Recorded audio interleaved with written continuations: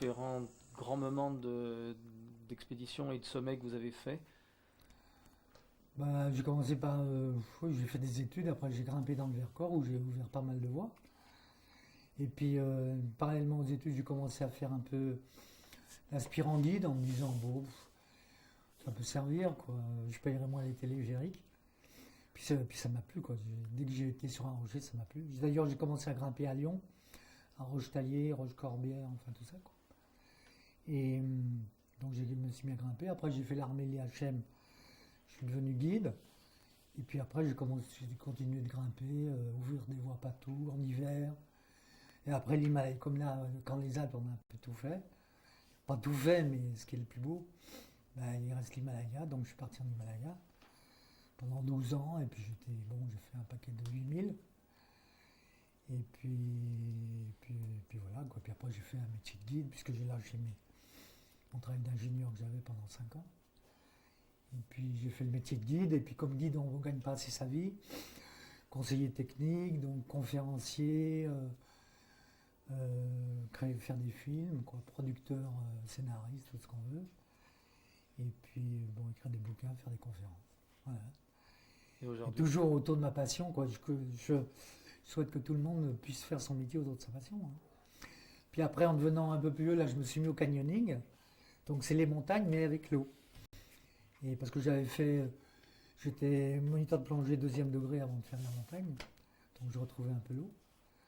Et donc j'ai maintenant une entreprise de canyoning, j'embauche des guides, je fais travailler. Puis ça amène les gens à la montagne par un autre biais. Parce que les gens sont devenus plus consommateurs. Avant, les montagnards, ils s'entraînaient, ils allaient grimper, ils faisaient mauvais, ils partaient pas, etc. Tout. Maintenant, on fait de la montagne, bon, pas pareil. La mondialité a changé. Les gens sont devenus plus consommateurs. Et donc, ils consomment des outdoors, des multi-activités, tout ça. Et le canyoning, avec le canyoning qui est quand même à la fois le monde de l'eau et le monde de la montagne, j'arrive à les faire venir vers la montagne quelquefois. Ils font du rappel, ils disent tiens c'est chouette, on va aller grimper. Je leur fais faire de l'école d'escalade et je les amène à la montagne, même jusqu'au Mont Blanc des fois. Et donc c'est intéressant parce que bon j'aime la montagne, mais j'ai envie que les gens y viennent. C'est quand même un monde extraordinaire, c'est une école de volonté, c'est un lieu très super. Bon il y a les dangers objectifs, le mauvais temps et tout ça, bon il faut le faire de manière sérieuse et puis avec prudence, et puis voilà. Par rapport à ça, donc Jacques Brugirard me dit tout le temps, Bah, il a dû être prudent parce qu'il est devenu vieux. Alors. Donc, hein, les bons grimpeurs, on dit qu'il n'y a, pas de il y a pas de mauvais grimpeurs. Les mauvais grimpeurs, ils sont morts. Les bons grimpeurs, c'est les vivants qui restent, c'est tout. Donc comme il est vieux et vivant, donc ça devait être un bon grimpeur. Un bon montagnard. Voilà. il me parlait des conseils que vous donniez, c'est-à-dire il vaut mieux renoncer et revenir plutôt Oui, que il vaut mieux. mourir sur En place. Himalaya, c'est plus dur, mais enfin dans les Alpes, c'est beaucoup plus facile. Il vaut mieux renoncer à une phase et puis revenir.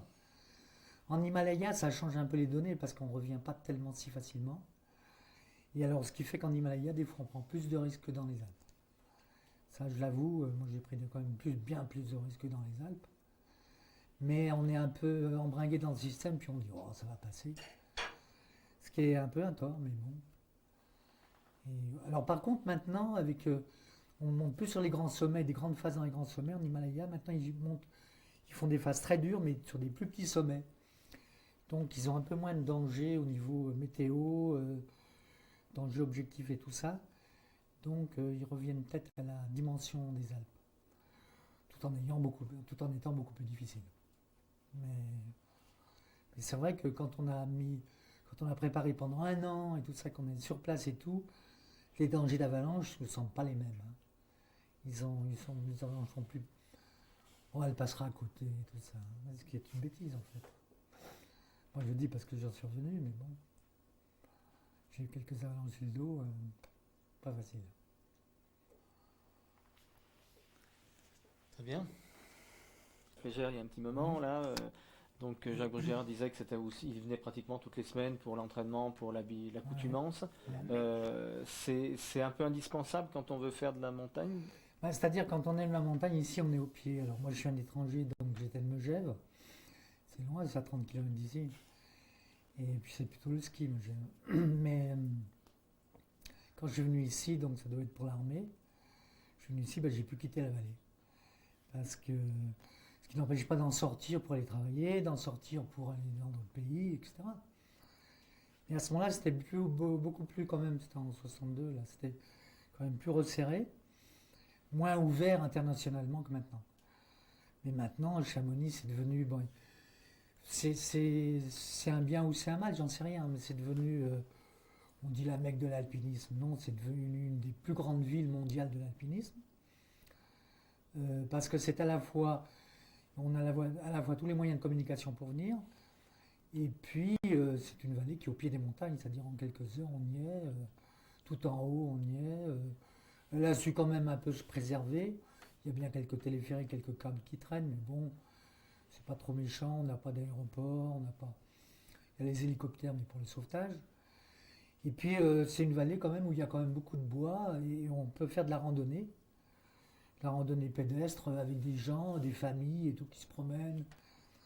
Donc sur des chemins qui sont pas, sauf un ou deux qui sont très fréquentés, la plupart des chemins il n'y a personne. Donc c'est à la fois pour la haute montagne, pour le ski, bien que ça soit pour le ski difficile, pour le ski facile c'est quand même trop restreint. Pour le ski difficile c'est fantastique.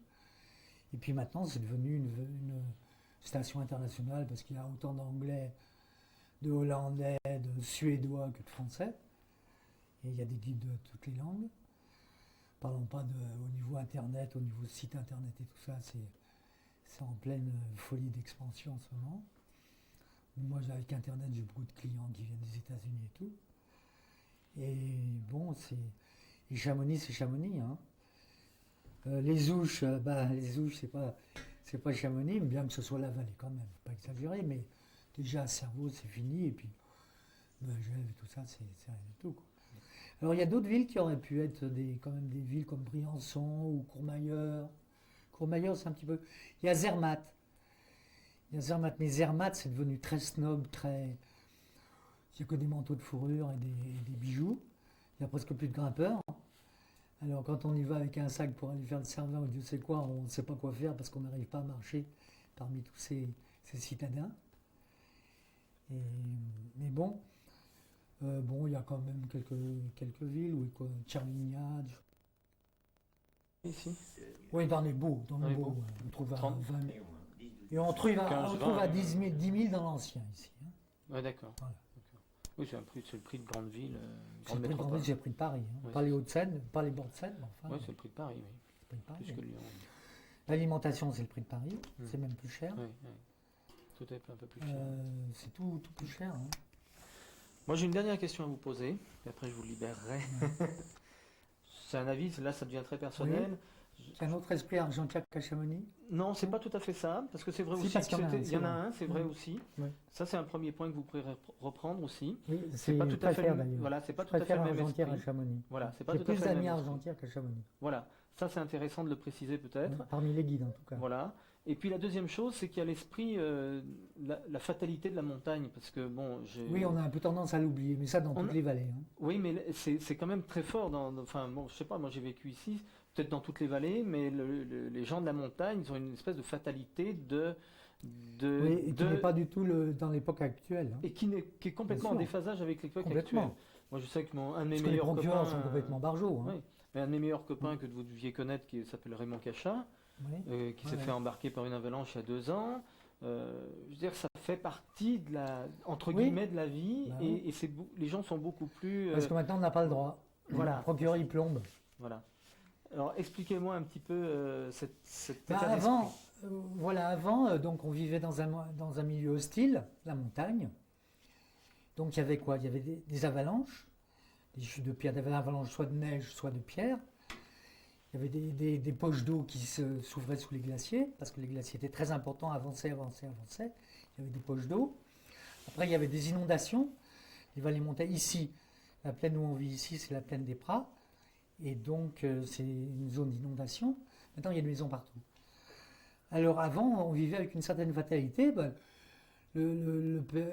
même sans se tuer en montagne, un paysan pouvait se tuer parce que sa chelite avec le foin derrière l'avait poussé, ou avec le bois, l'avait poussé, était passé dessus, rein cassé, colonne vertébrale cassée.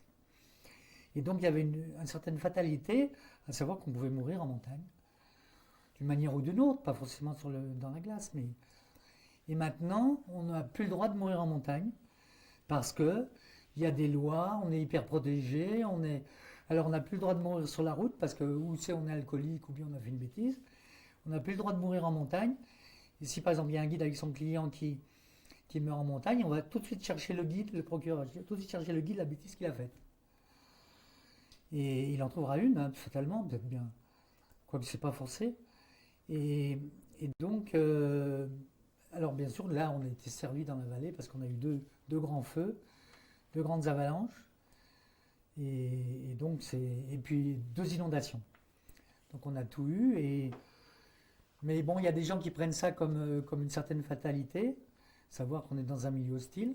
On a beau essayer de se protéger avec des digues, se protéger du feu, se protéger des avalanches, il y a quand même une part de possibilités. Et ça, la justice ne veut pas entendre parler. Et donc la justice, les assurances, tout le Saint-Frusquin, hein. Donc ils sont complètement déphasés avec les réalités du temps présent, hein. Parce qu'on a beau essayer de tout maîtriser, on ne maîtrise pas tout. Nous, on le sait très bien en canyoning, hein, parce qu'en canyoning, donc il y a l'eau qui arrive. Donc alors il faut bien étudier les canyons, voir l'eau. Il y a des canyons où l'eau monte très vite, des canyons où l'eau monte très lentement. Donc il y a des canyons qu'on peut faire, des canyons qu'on ne peut pas faire. Dans l'incertitude, on n'y va pas. Mais on essaye de serrer les problèmes. Mais ça n'empêche pas que un jour, il peut y avoir un impondérable qu'on n'a pas prévu. Un éboulement en même temps qu'une arrivée d'eau comme ça, qui fait un barrage. Ça fait un gros barrage et tout de suite il claque et là c'est fini. Donc oui, mais ça c'est... Ils ne se sont pas encore rendus compte, le monde de la justice et le monde des assurances ne s'est pas encore rendu compte qu'on vit toujours dans un monde qui n'est pas policé, c'est tout, hein. Liberté de la montagne. Ça, la liberté de la montagne, bah oui, c'est comme un guide en montagne. On arrive à des aberrations. Maintenant, un guide, il descend la vallée blanche. Avant, on amenait crampons, piolets, une corde pour tirer son client d'une crevasse, s'il tombe dans une crevasse, parce que toutes les crevasses, on ne meurt pas dedans quand même, heureusement. Et tout ça, maintenant, on n'emmène même plus ça, parce qu'il faut emmener le talkie-walkie pour appeler le PGHM. Pour appeler donc le peloton de secours en haute montagne, le 112, ce que vous voulez. Et parce que si vous avez tout votre matériel pour sortir votre client et que vous n'appelez pas le PGHM, s'il arrive quelque chose, vous êtes plombé. Tandis que si vous n'avez même pas besoin de matériel, vous appelez le PGHM, vous êtes tranquille, vous attendez, c'est eux qui font les secours. On arrive à des aberrations, c'est complètement idiot, hein. On est loin de la montagne aventure. On est loin de la montagne où on s'entraide, il y avait une entraide, il n'y avait même pas les secours en montagne. Avant, ils n'étaient pas organisés comme ça. Donc on entendait quelqu'un qui riait au secours, on allait à son secours, on abandonnait sa voie, on allait l'aider. Tandis que maintenant, les gars partent dans des voies même qui sont bien au-dessus de leur force, avec le portable, en se disant au bout de 300 mètres, ils ont perdu un piolet, ils ont perdu un crampon, ils ont froid, ils s'aperçoivent qu'ils sont en dehors de leur réalité, parce que c'est trop dur pour eux. Au lieu de dire, bon, ben, on redescend, on rappelle et tout, on fait attention et tout. Non, tac, on appelle. Donc c'est une aberration. Il faudra d'ailleurs changer le système, parce que ça devient... On ne peut plus rien faire avec un système pareil. Voilà. Je crois que c'est le mot de la fin, il est très bon. L'adresse, j'ai pas ton adresse. Non, tu la connais bien. Mais non, je vais pas, t'as changé 36 fois. Mais j'ai donné une carte. Entre tes femmes et tes maîtresses. J'avais fait des belles cartes de vœux. J'avais fait des belles cartes de vœux à l'ordinateur, mais celle-ci, elle est passée 2 fois, le recto versé. Ordinateur. Alors j'en ai une qui est... oui, perso. 04 78 95 23 89. De préférence lundi, mardi, jeudi matin. 1, 3, 5. Lundi, mardi, si jamais arrêté. Mais il me replonge dans la montagne, ça me... qu'est-ce que... Docteur Isseric, le dentiste. Ah, ça fait pas. Il y a 3 mois, 4 mois. Là. Oh, Avant l'été dernier. Avant l'été dernier. Sur ci, je connaissais bien. Oui, il est adorable. J'y pensais plus, tu vois. Ok, c'est toi. On est bon, tu m'as pas dans le champ là, je suis bas. Parce que là, j'ai pas Ah, t'es filmé. dedans là. Là, je suis dedans. Tout à l'heure, tu étais bon là. Et là, je suis Allez, bon. vous laissez tranquille. Bien. Claude Jaget, c'est ça. J-A-G-E-T. Non, Non. G-E-R, et on dit jagère. Même si, oui, jagère, enfin, c'est comme ça Tu qu'on tournes disait chez nous.